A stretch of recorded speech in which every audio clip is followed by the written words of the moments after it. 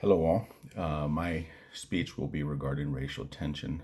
There's racial tension in Los Angeles, California, and it also has to do with the Los Angeles Dodgers.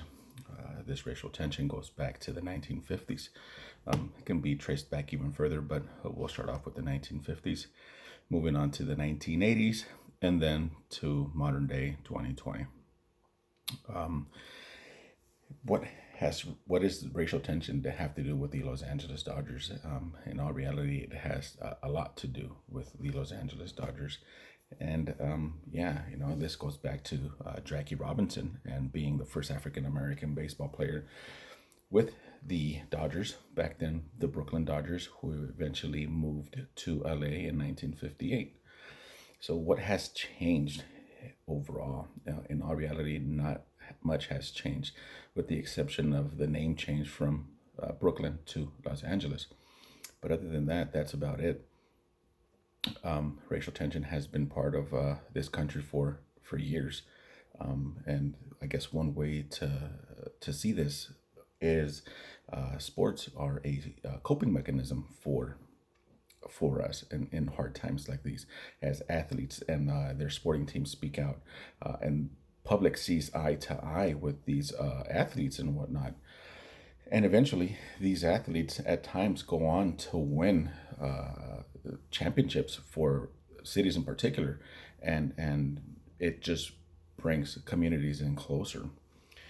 Going back to the 1950s, the census back in 1950 did not count Mexican Americans. It just counted, the last time that they were counted was in 1930. After that, Mexicans were not counted. And back in 1930, the count was at 167,024. You fast forward that to 1980, and that count went up to 2,066,103.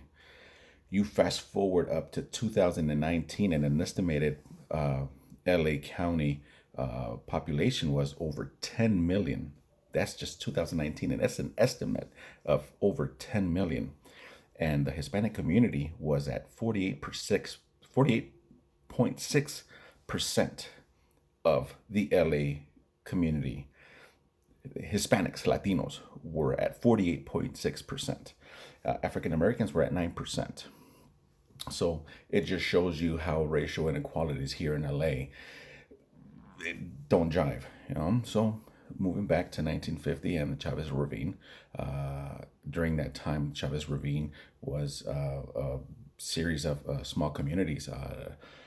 Was Bishop, Palo Verde, and Las Lomas. And in this time, there was a project where they were going to go ahead and buy out all of these homes and move people out, and which they did. They were buying people's homes at $9,000, and these people were forced to leave, and with that money that they received, they had to go out and buy a house, and these houses were valued at over $18,000, so half of the money that they received. These people that left Chavez Ravine obviously had some kind of hatred towards the Los Angeles Dodgers, but it was not the Los Angeles Dodgers' fault. It was actually the city. The city that was at fault, but it was a project that began and never ended. And in that transition from Brooklyn to LA, Walter O'Malley, the owner of the Dodgers, decided to buy the piece of land from the city and decided to build Dodger Stadium right on top of where people's homes used to be. The Mexican community was super upset, hated the Dodgers and whatnot, and there was just this eerie feeling between the Dodgers and the Mexican American community or the Latino community. You fast forward to 1980. And you have Fernando Valenzuela, a Mexican pitcher from Sonora, Mexico, comes over to LA, is pitching for the Dodgers, wins two championships with the Dodgers back in 81 and back in 1988. And the Latino community was in love with the Dodgers. And that hatred towards the Dodgers kind of just vanished away. That was one thing about the Dodgers.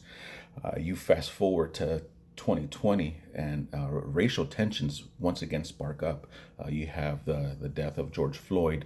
There's rioting, there's looting, there's everything going on, not just here in LA, but across the country. What happens? The Los Angeles Dodgers go ahead and win another championship. The last championship they won was in '88, so they won the championship again back in 2020. And who else wins the championship but a Mexican pitcher, Julio Urias from Sinaloa, Mexico? What happens is the community comes together, they celebrate. It's just a joyous occasion, and everybody seems to forget about these racial inequalities that are plaguing the U.S. and whatnot. At the end of the day, the census have increased from back in the day, from 1930, from 167,000. You fast forward it to 1980, over 2 million, and now to 2020, over 10 million citizens here in LA, and half of those are Hispanic. At the end of the day, Chavez Ravine is always going to be Chavez Ravine. People still refer to it as Chavez Ravine, but it is now the home of the Los Angeles Dodgers. Valenzuela won. Julio Urias has also won. It's just been a time where there's been downs, and some way, somehow, sports brings everyone together and just rises from these times that aren't the best and whatnot. At the end of the day, very few cities have done what the Los Angeles Dodgers have done, which is won two championships back to back. Because you had the Los Angeles Lakers win their NBA championship in 2020. A few months later, the Los Angeles Dodgers win another championship in 2020.